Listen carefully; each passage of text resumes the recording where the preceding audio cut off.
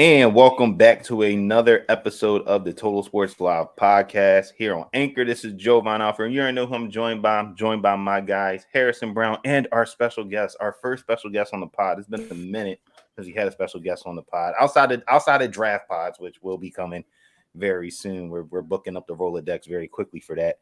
We got our first guest here on the pod to wrap up the year. None other than Adam Rosenberg, aka Berg. He might be your parents' favorite Twitter capper when it comes to betting, or if you're looking for those insane prop bets that you just know are going to hit, like Kirk Cousins in prime time or Dak Prescott throwing an interception in prime time. Dak Prescott like 5 minutes ago, yeah.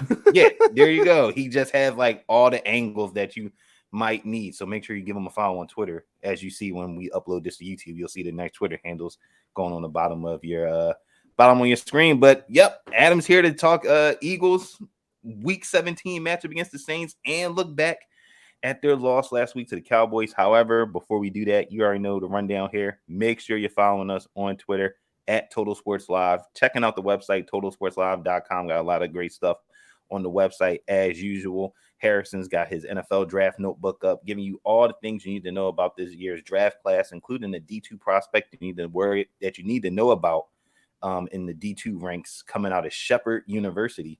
Need to read that and check that out along with all the other good nuggets and notes that he has up there right now on the site. So we have that up and much more stuff coming up on the way. And also make sure you're checking out the podcast here on Spotify, Google Podcast, Apple Podcast, Anchor, iHeartRadio, wherever you get your podcast from. Just search it. I just know Anchor pushes it all out there. Search all of that. Total Sports Live TSL Podcast. Again, appreciate everybody for tuning in and checking it out.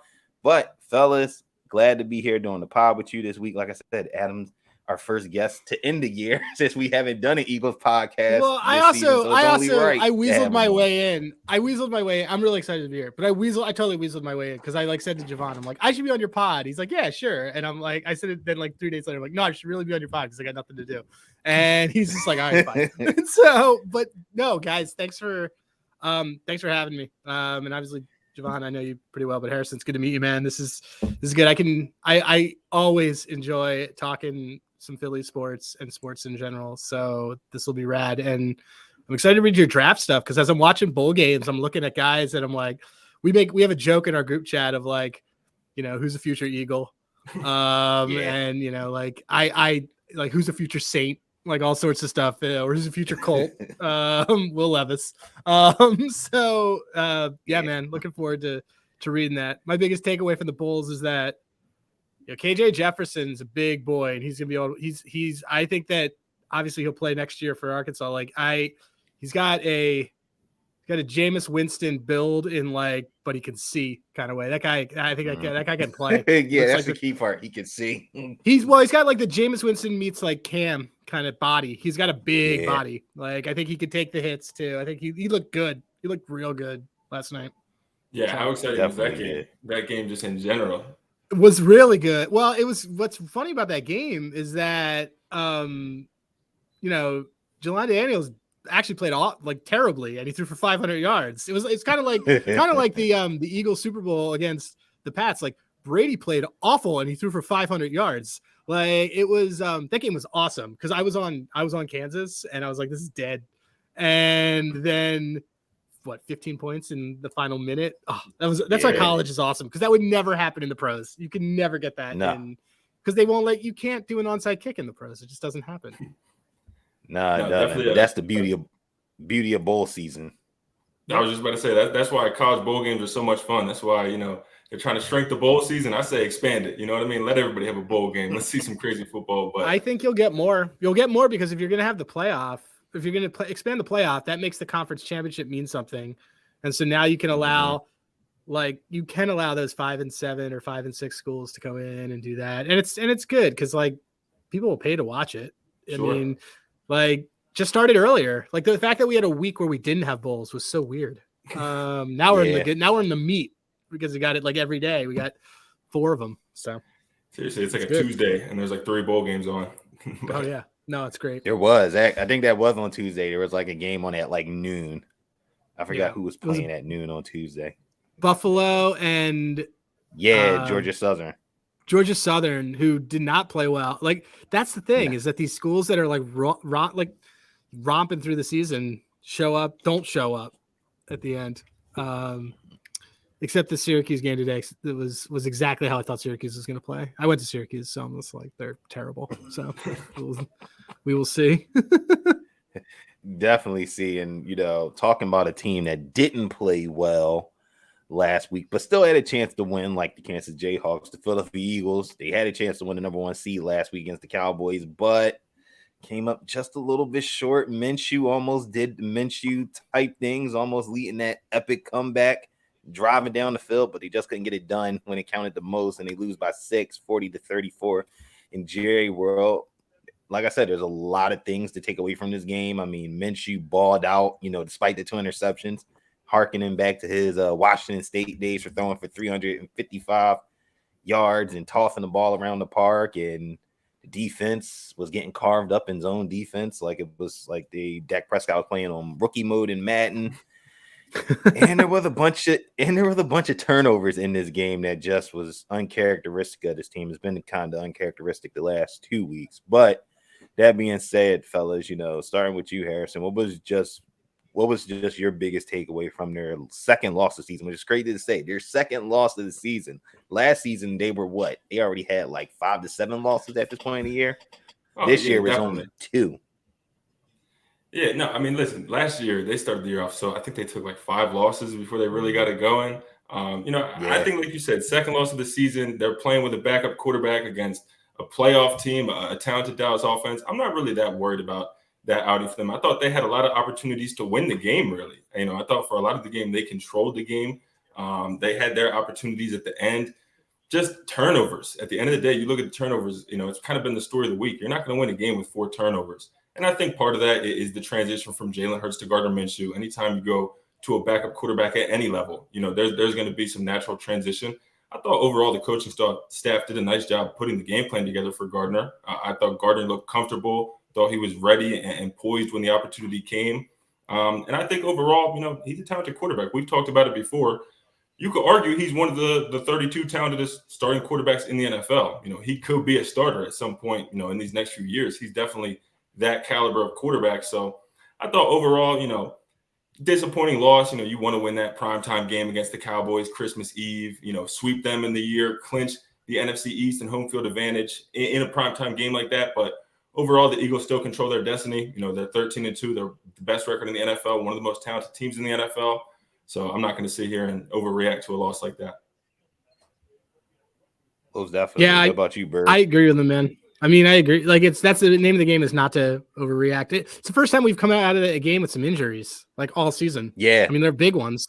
Lane's going to be a big one. That's the scary part. It's a scary thing, but they outgained them.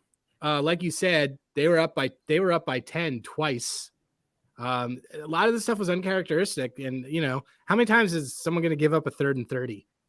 Like, because the thing is that you don't give up Eugene Hilton out of all people, right? If you don't give up that 3rd and 30, then the game's over. We win that game, handily. It's fine. I mean, and also, the argument's been made for both sides about how they clocked the ball, obviously, on that final drive, because you essentially gave up a down so that you could keep the timeout. But I think that I think that Gardner Minshew is obviously a fresh out of college kind of quarterback that loves to run a 2-minute drill, and it just they probably could have done better with set pieces. I don't know if it really would have gone differently. That game always felt like, Dallas was going to then come back and drill like a field goal or something. Like, look, sweeping Dallas is tough, man. Like sweeping Dallas is hard. And this Dallas team is not good. The thing that actually I learned more about this is that this Dallas team, as we're watching them, struggle to put away a preseason version of a already not great Tennessee Titans team, Dallas defense is not great. The Eagles offense can do it with whoever's in charge. I think that the consistent theme, and we can talk about as we talk about next week, and Jovan's always singing this, they abandon the running game a lot of times, like when things get tough. And And I get it because you're like, it's so tempting to jump out there and they have these kind of weapons. They have these AJ Browns, they have Devontae Smith, like our wide receiver 2 could start for most teams. You can't do that because it changes the entire pacing of the game and it changes everything with the ball. And they did it again. They abandoned the running game midway through. And obviously it wasn't one of Miles' best days, but there's a lot of easily fixable stuff that they did convert like most of the third downs, which is something that I have as a key for next week. But I'm not worried about yesterday. I'm worried about this past Sunday or Saturday. So weird. I'm worried about the Lane injury, but I like the plan around it. So. Yeah, like you said, that game in general, for the Eagles to be even in that position, right, to come up 6 points short with a chance to even win the game was incredible enough with a backup quarterback. And you mentioned time management. I mean, talk about the Cowboys' time management. Dak Prescott and them did not do a good job on their final offensive possession, trying to, kill the clock and kill the time. He goes out of bounds earlier in that drive down in the red zone, and that stops the clock. And then Eagles stop them on 4th down, force them to field goal. They still have a chance to get there. But something that you mentioned, and I think it's going to loom large as we know just through the rest of this regular season and into the playoffs, is going to be the injuries, right? You mentioned Lane Johnson. He's out with the abductor injury that he's not going to get surgery on, and he's going to rehab it and play through it. And then Avonte Maddox, I think, just as big as the Lane injury, Avonte Maddox injury is huge because the way he played in that Dallas game was incredible. It was just flying around the field, blowing up, receivers. Dak getting sacks on Dak Prescott. We almost had a sack on Prescott, just couldn't bring him down. But he was just all over the field flying around. And now you lose him to a toe injury and you're hoping that you get CJ Gardner Johnson back. It's not a great spot for the Eagles to be in, fellas. But like you said, they do have some soluble options where Lane Johnson will be plugged in at. And then I think defensively, right, you hope you get CJ back potentially to put into that slot position and maybe go Reed Blankenship over the top, who's been pretty solid for the most part when he's played. Not Kayvon Wallace, but Reed Blankenship. Who would have thought a few years ago you'd be saying that? Yeah, we were all on Kayvon to get out of Clemson, right? Yep. We were all in on that. And just there are Philly area will not name their names, but there are Philly area bloggers and podcasters who were very high on him before the season, but that guy can't read a defense. I think Reed's all right. I think he's fine. There's a reason why he didn't have a job before, but I think he's fine. Yeah. And look, CJGJ is coming back, but I think he can put him in the slot. Maddox, not having Maddox just stinks because we haven't had him all year, and there's a huge difference when he's not there. Right. And he's just such a good tackler too. He just really plays it up. So and teams take advantage. Right. And teams, Harrison, take advantage of the Eagles in the slot. As we saw Josiah Scott. Every time Josiah Scott's in that slot when Maddox is out, opposing offenses are just picking at him and just going at him, just like of course. Like he's just standing there and it's just like attack him in the slot, and you're just looking at it on TV like, oh my god, please somebody give him some help because they're going to literally attack him every time in the slot. Yep, definitely. And I think the Eagles' whole secondary and just their defensive philosophy right now is kind of under fire after last week's game. I think a lot of people are having a little bit of nightmares of last season, sitting in zone a lot, sitting in soft coverages, 8 yards off the ball, letting the quarterback just tear them apart all game. And that's really what Dak did. I mean, you look at the numbers. In zone, they were really efficient. In man, they struggled. And I mean, they hit some throws in man, right? But CeeDee Lamb had a huge game, 10 catches, 120 yards, 2 touchdowns. That's concerning for the playoffs, I think, more than anything offensively. I think the way the defense played overall is concerning. And then I'm interested to hear what you guys think they should do in regards to Lane Johnson. Should it be Jack Driscoll, a guy with 14 career starts, 8 of which are at right guard, 5 at right tackle, so he has some experience there? Or do you maybe move Jordan Mailata to right tackle, start Andre Dillard at left tackle? I'm interested to hear what you guys think. I mean, that's going to be a big decision this week for the Eagles. Jovan, you want to go first, or you got thoughts? I have thoughts on this one. You can go, and then I'll chime in. So I thought about this a lot. You can't have Dillard on the field at all.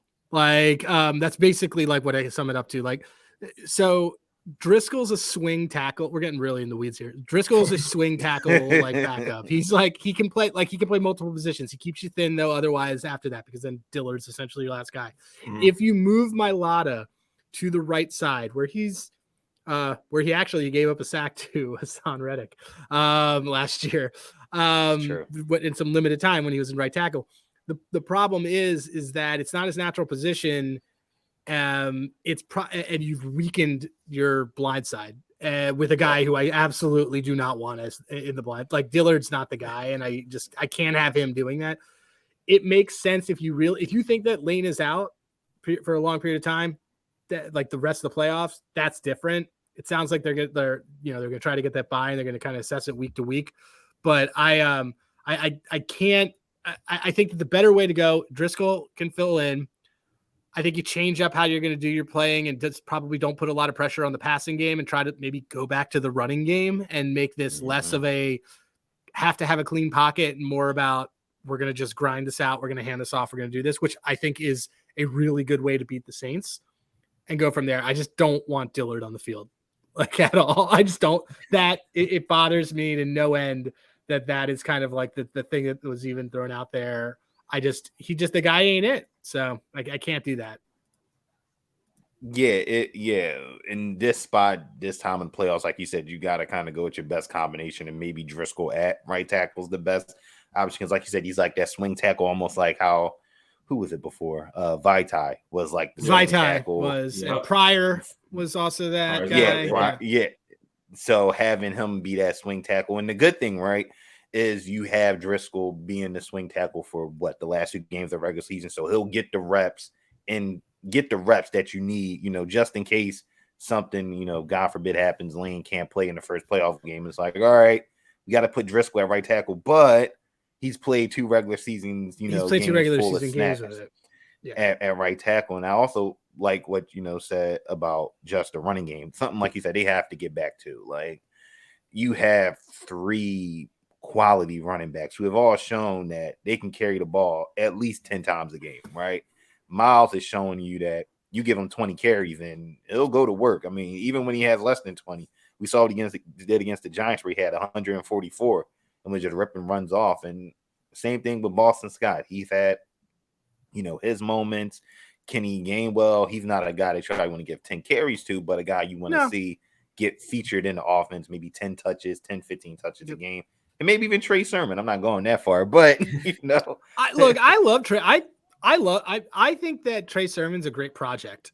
He must. I mean, I haven't looked. You guys will probably know better than I do. He must stink at pass protection and be terrible at blocking, despite his body.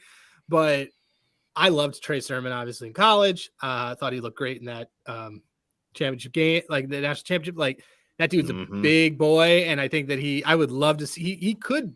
If he got it together, being every down back, but there's a reason why he hasn't really stuck on teams and probably not good fundamentally on the blocking side, but who knows? I like Trey Sermon. I like him being a project on the Eagles, but I also liked, what's his name? We had Holyfield's kid, remember? Last year. Yeah. He and I liked him. Football, didn't he? Yeah. Who else do we have? We had, I was a Kidjon Barter guy, who survived who was a Chip Kelly guy who survived a Chip Kelly regime and stuck around. I like that guy. I thought that guy had a lot of NFL football. He was on the Panthers for a while. He was on the Panthers for a while. He was around.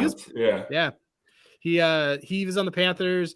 I thought he ended up in, I want to say, was he in the CFL? I was going to say maybe the CFL. Yeah. I think he went to the CFL. Good return guy. Yeah. I like him a lot. Me and Jovan could do this all day. Just start naming random players. Jovan's very, very good at that side. He's just like, what about this guy who had a cup of coffee with the Hamilton Wildcats? It's like, all right. We like Josh Huff playing in the CFL. Josh Huff, great one. Chip Kelly. Who's the guy who came out? Who's the guy who played for the Jets? Who was that? Last week, you right? Loved? Chris Streveler. There you go. That's it. Yeah, you love that guy. That guy is your dude. So hey man, if you can cut it in the CFL, just getting rushing touchdowns on like second and short, then you got a spot in the NFL somehow, some way. I agree. Similar to Taysom Hill, who the Eagles are going to face this week. God, please. Don't get Jovan started on Taysom Hill. Don't get me on Don't get him started on Taysom Hill. It can go bad real quick. Yeah, really. Taysom Hill. I mean, that's the thing. I mean, we're going like Taysom Hill. There's a gift that I always send around whenever I see Taysom Hill, and it's just like, it's not appropriate for air, but it's funny. But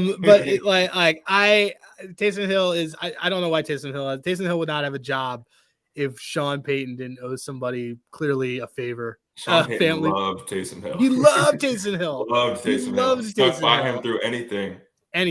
And the guy could not do it. And I'm like, he loved him. He might be their best offensive weapon right now. We were talking about this pre-show. Kamara hasn't gotten going. Michael Thomas has missed the last 2 years. I mean, yeah, and Olave's hurt. Yeah. Those guys. I mean, that's the thing is that Taysom Hill is like an X factor, but he's at the end of the day, he's just a fullback. He's just a fullback. He's just a fullback who has the ball earlier than everybody else. Right, fullback who can take snaps. Yeah, he's Mike Allstott who can take snaps. Is really what it is. Yeah. So, that's fine. I mean, I'm not happy with Rich Gannon right now. With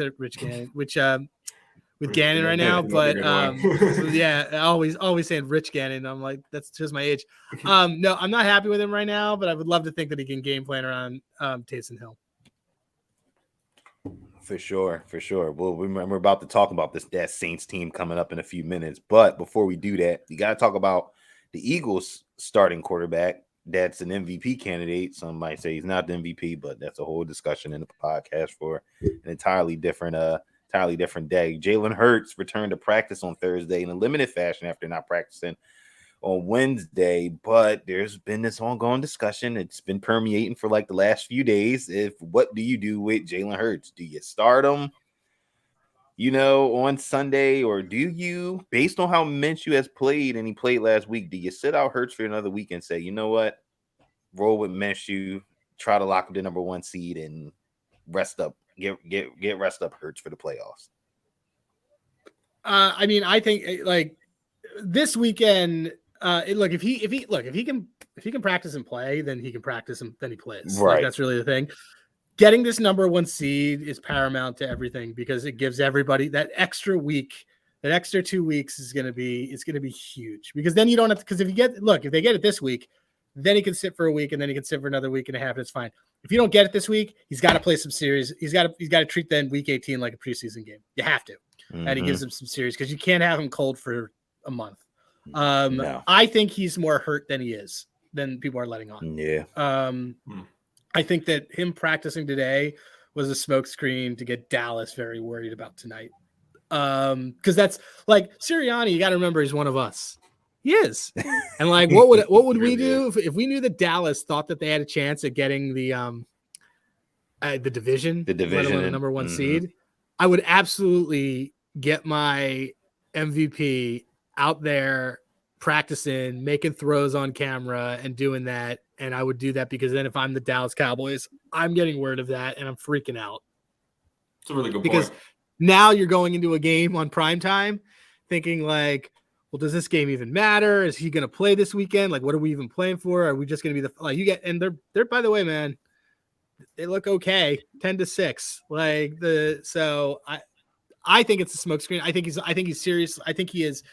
You can't keep doing quarterback draws and halfback draws as a quarterback and not get hurt. Like he's probably banged up. And, unfortunately, probably like the reason why they kind of let him go with it is it limits what they're going to have to pay him later. I mean, he's so great, but like, this is what they're doing this is what happened with Lamar is that like Lamar has taken so many hits that he's lost $150 million of his own value. So, right.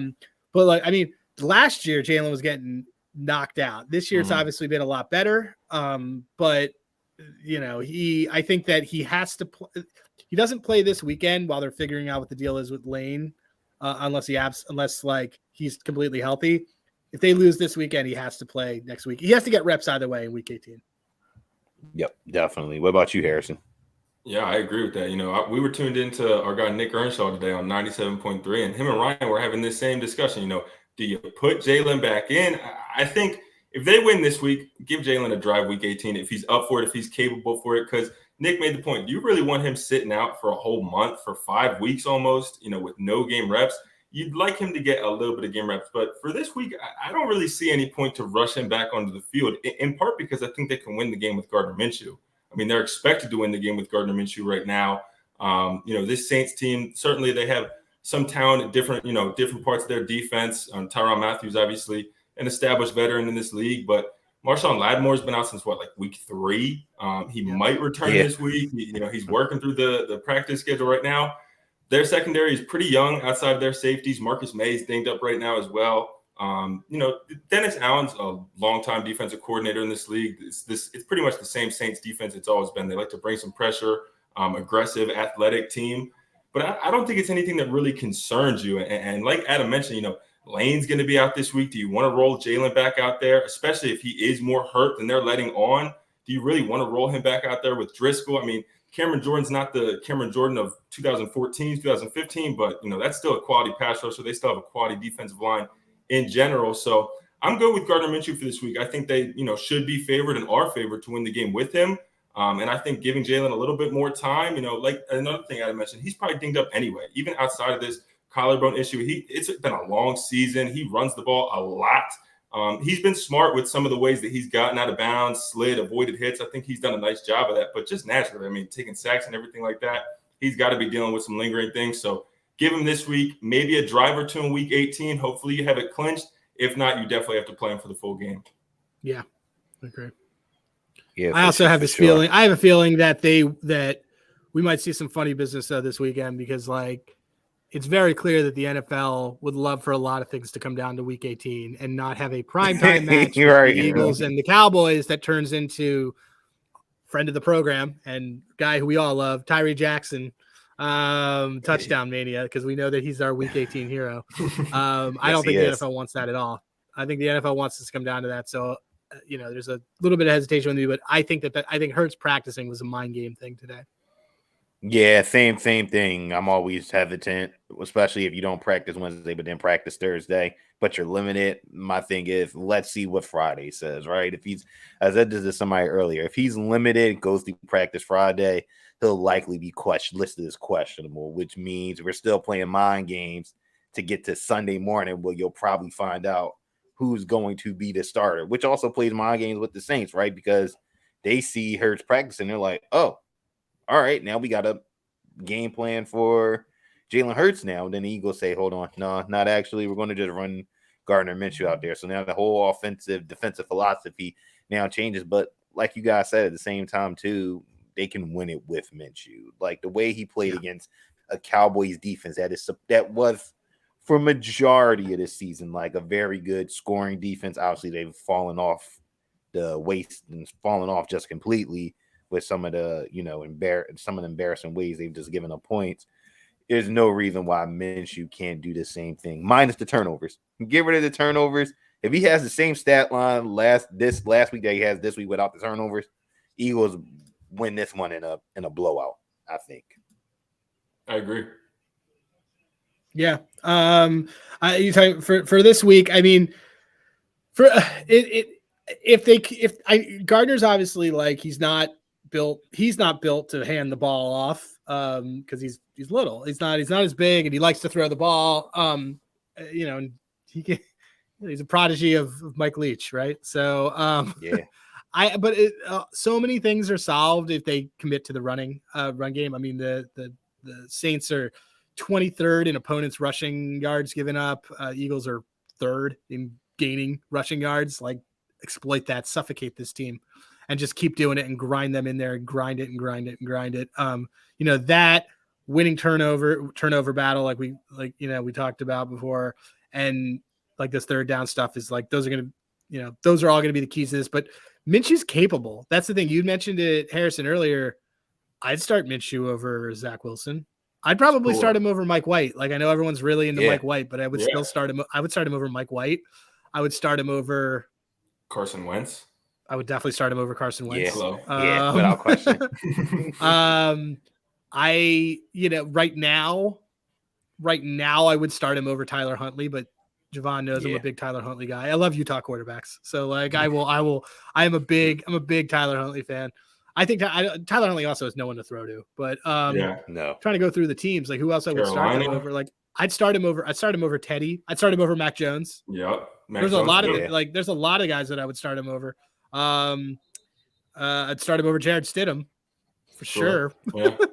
So like I mean we just went through like 8 teams. Portion of the league, yeah. So like he can do it. He is like I don't think like here's the thing that not to change gears, and it's blasphemous to say this as a Philadelphia, like as a guy from Philly. I'm stuck here. I live in Boston, but as a guy from Philly, Nick Foles isn't really good. Like Nick Foles was Nick Foles metric wise is not a good quarterback. When he had one good year, 2013. I was actually at that game, that Raiders game where he threw for 7 touchdowns, which was super random. It's a funny story. Urban Fryer was right behind me, and dude, I don't know if you ever seen Urban Fryer in public, but he rolls deep, and he had this like it was like almost like it was like some New Jack City stuff. Like he had like his coat and he was all bundled because it's Oakland. It's actually kind of cold. And the next day he went to jail for tax evasion. I was like, I'm like, yo, are you? I'm like, you're Urban Fryer? He goes, yeah. I'm like, you were my favorite wide receiver growing up. And he went to jail. He knew he was going to jail. So it was like his last day. And he went to do that tax stuff. He was just like, whatever. It was like a white collar crime or whatever. And then he served, I think he did something for like a year. But anyway, so Nick Foles, his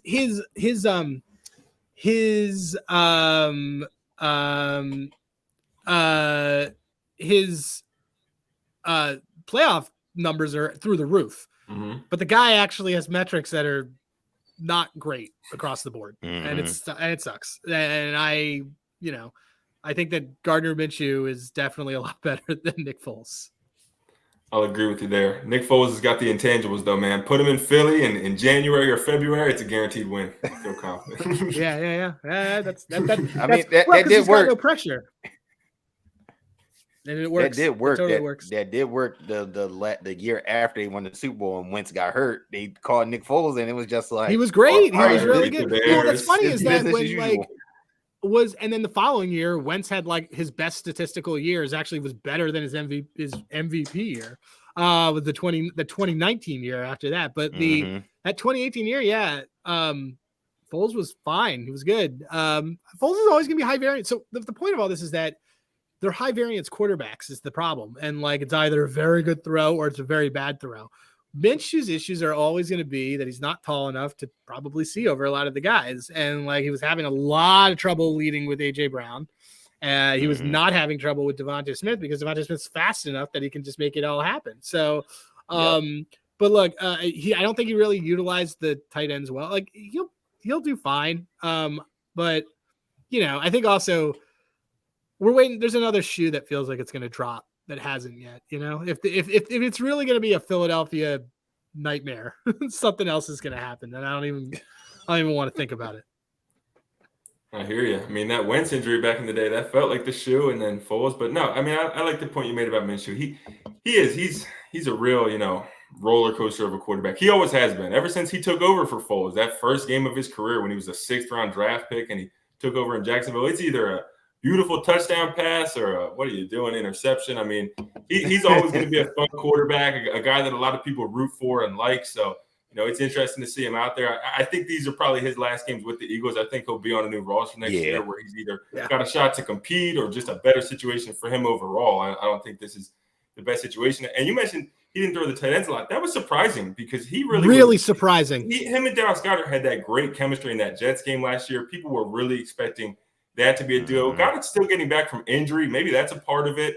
Would be good to see that. 150 yards and you barely touch your tight ends. Like 3 catches for Dallas Goedert. I mean, it kind of goes to show the game that AJ Brown and Devontae Smith had. They had no problem with Trevon Diggs. I mean, from the start of the game too, AJ Brown, really. Those guys are like this.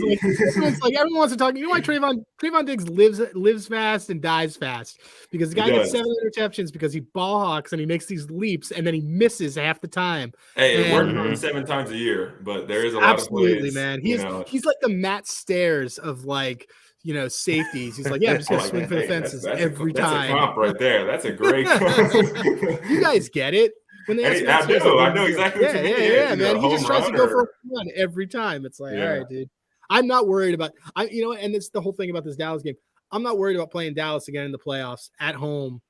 I'd be more worried if we beat them because it's very hard to beat a team 3 times. It is very Tampa Bay obviously got swept and on their way to the Super Bowl, and then they beat the Saints in the playoffs. Like it is hard to do that.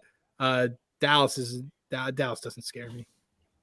I think the energy of that game would be insane, though. Imagine the city that week and Xfinity Live that night and just the streets in general. And how about the fact that neither team has had their starting quarterback in the matchup? Cooper Rush started in week 6, Gardner Minshew last week. That's true. I mean, it would be a matchup. There's an easy storyline right there. It would be a lot of fun. Yeah. Dallas got to get to that point, though. Dallas does have to get there. Dude, Dallas has to play. If Dallas has got to play 3 road games to get to the Super Bowl. Good luck. Because we're one of the few places. The 1 seed is so important because we are one of the few places where home field really matters. Oh my gosh! Yeah, so and you saw the year that they went to the Super Bowl, right? Just having that home field for those 2 games were just imperative. Even that Falcons game where it just looked like, oh God, they're going to lose as the number 1 seed to Matt Ryan and Julio Jones on the Falcons, and they just somehow get it together. And I think they beat the Vikings if that game's in Minnesota, but it's definitely not 38-7. I can promise you that. It's yeah. No way, you know?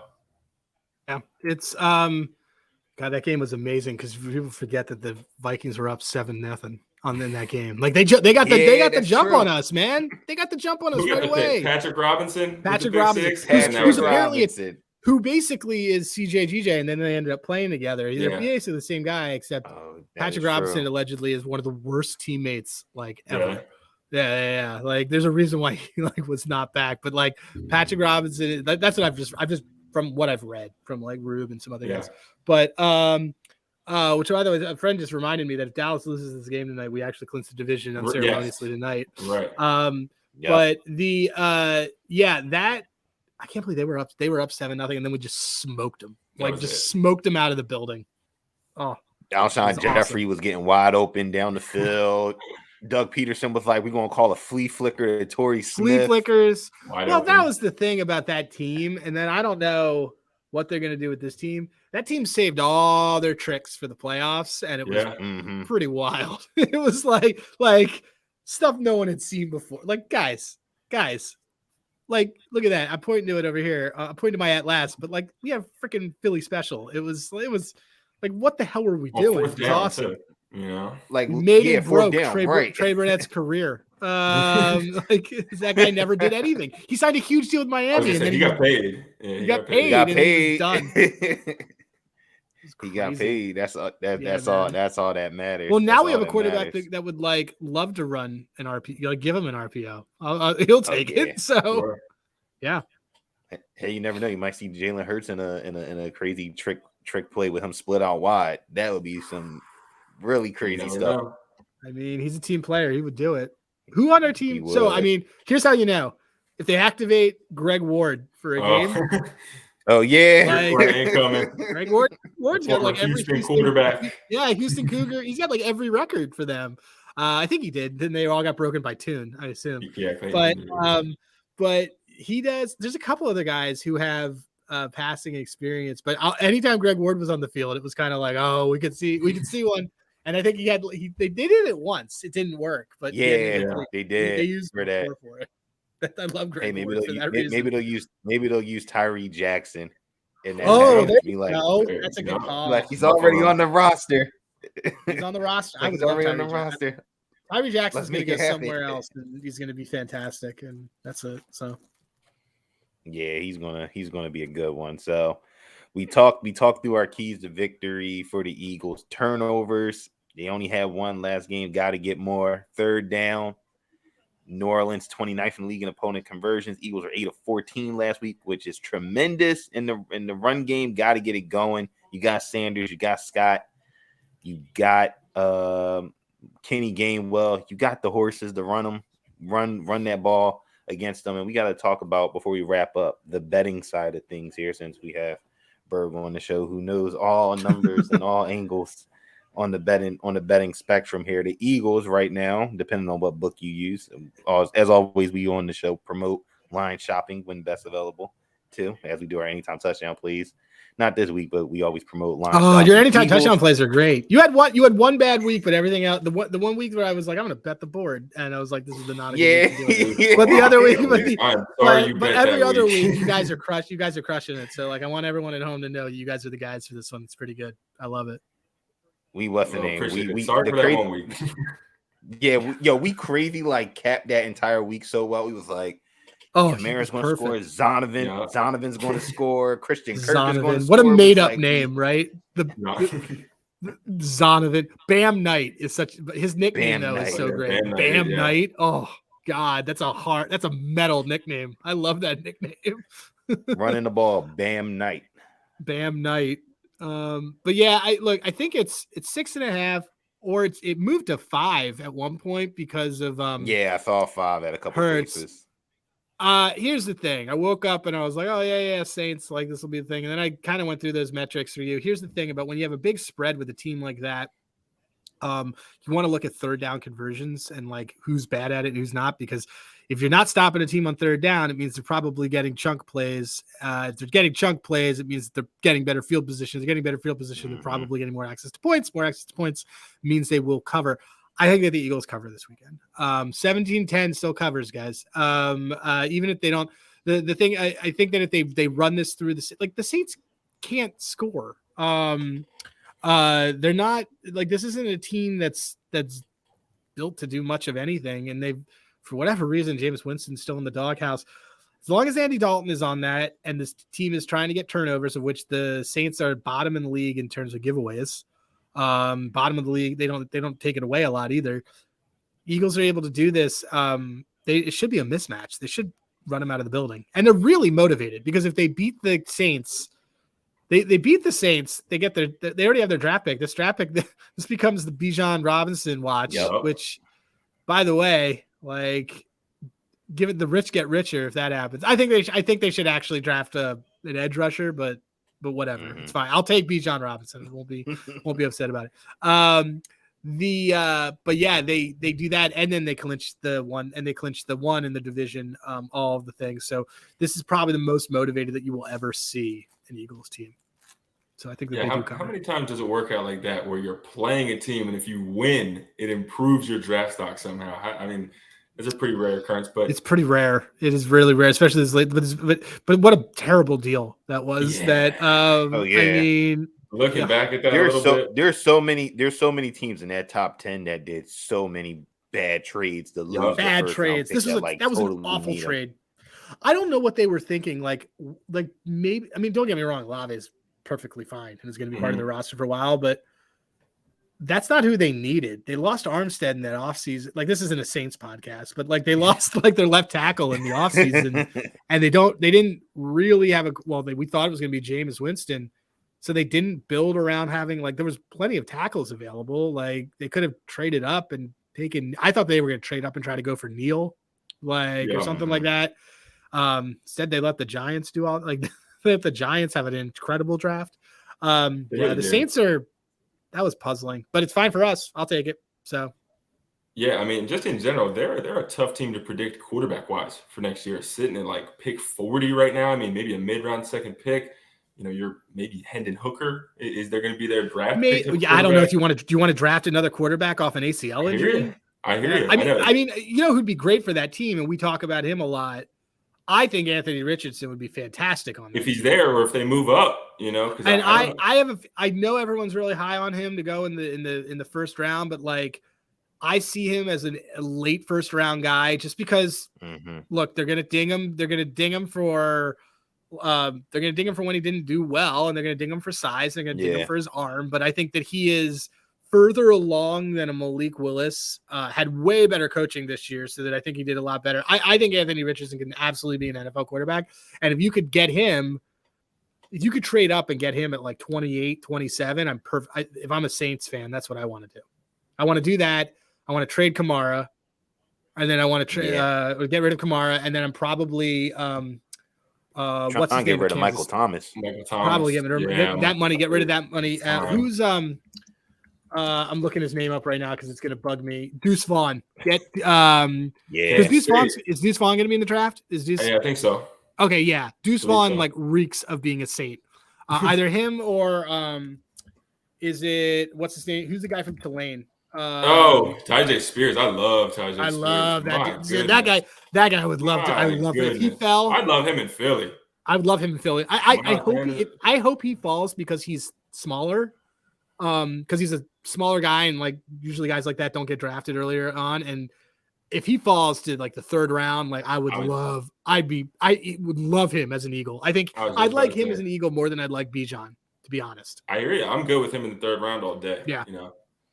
I think he is incredible. I remember when I watched him play like a couple weeks ago in their championship, and I was texting Jovan. I'm like, dude, why have I not been watching this dude all year? I'm like, this guy is. We have lots of guys who are like future Eagle, future Sixer.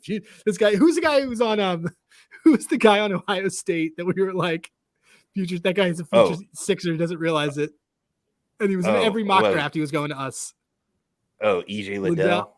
Liddell, we were like, that guy's a Sixer and he doesn't even realize it. And he was in every mock leading up to the draft. It was great.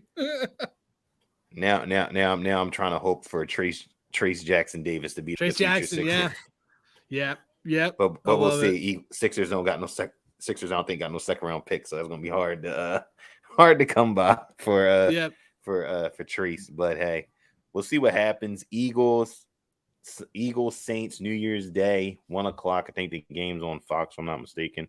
You know where to check your local listings at for the game in your area, the neck of the woods, wherever you're checking out this podcast. And that's gonna wrap up this week's pod. Once again, appreciate Berg for jumping on with us to talk some Eagles, looking at the Saints, looking back at what happened in that Cowboys game, talking a little bit of betting, a little bit of everything. As always, folks, make sure you're following the podcast on Twitter at Total Sports Live. Make sure you're checking out TotalSportsLive.com as well. Got a lot of good stuff coming out. Like I said, Harrison's draft notebook from December is up there. We always got the Eagles weekly recap from Matt. That's always up there every week during the Eagles season, and probably during the off season we'll have some stuff floating there here and there. Also got some XFL draft stuff coming up. Harrison put together some good XFL stuff that will be coming down the pipeline very soon. Supplemental draft is on New Year's Day actually, so we'll probably put some things together there. And then obviously, like I said, draft season's coming up. Sixers still around. Phillies probably stay quiet, but that's okay. Flyers, they don't exist in this neck of the woods. Flyers don't exist. Flyers don't exist, and the Sixers are basically like in that period of the season where they randomly play like the Pistons and the Hornets over and over and over again. You know what I'm talking about? It's like December to January, and then quietly we turn around and they're like the 2 seed, and we're like, how'd this happen? They're like, oh well, they played Detroit like a billion times. that padded win. Pretty much, yeah. That's exactly how it happens. And like I said, make sure you're checking out the pod on Spotify, Google Podcast, Apple Podcasts, Anchor, YouTube. Like I said, this podcast will be on YouTube. Make sure you'll be following us on Twitter. If you're watching this video, it'll be scrolling down at the bottom of your screen. Shout out that StreamYard for that cool little widget there. But I think that's it. Anything else I forgot to promo here on the show before we wrap up? Sounds good to me, man. Appreciate you guys for coming on. Adam, great to be on here. Yeah, man. Harrison, thanks for having me, dude. I will hype your stuff, man. I gotta read your draft notebook. I'm really excited about it. I'm like, you guys are two of the ones that I know like a lot of these guys that before they come up, like someone will drop a name and Jovan will be like, oh, this guy who played at Sacramento State and did this and did whatever. We do that a lot in our team. Great. I love it, man. Throwing random names at each other, and dude, we got spring ball coming up. It'll be fine. We got USFL. That's another one. Me and Jovan, we can go down the arena football names. I went to the wing. I went to the AFL. I went for a bachelor party I organized for a buddy like years ago. It was like 15 years ago. The AFL, the Wings, when they won it in New Orleans, and then the next, like that summer, the league folded for like 2 years. But arena football is dope, man. It's great. It's I love sport, that. But we love spring football. So XFL, USFL, Canada. I mean, there's more than ever this year. So it'll be good. But great. Stars are where it's at, man. Stars are the team. Bring them to Philly, man. Franklin Field. I'm sure we can work something out with the lacrosse team. Let's split some days. Like let them play. Let them play there. They'll do it. They'll be fine. So, but no, great podcast, man. Adam, really appreciate you coming on. Yeah, I loved it. Yeah, definitely appreciate Adam for joining us, and make sure you check him out on VSiN. Obviously, this podcast we recorded, but he will be on VSiN in the early hours of the night. So if you're still up around 2 o'clock in the morning, 2 a.m. in the morning. You can go on the YouTube TV, pull it up on your phone, iPad, pull up VSiN, and you'll see him talking betting and everything going on in the NFL and betting this week. It's a lot of good stuff. A lot of good stuff. So for me, Harrison, Berg, everyone have a good one, and we'll talk to you all very soon.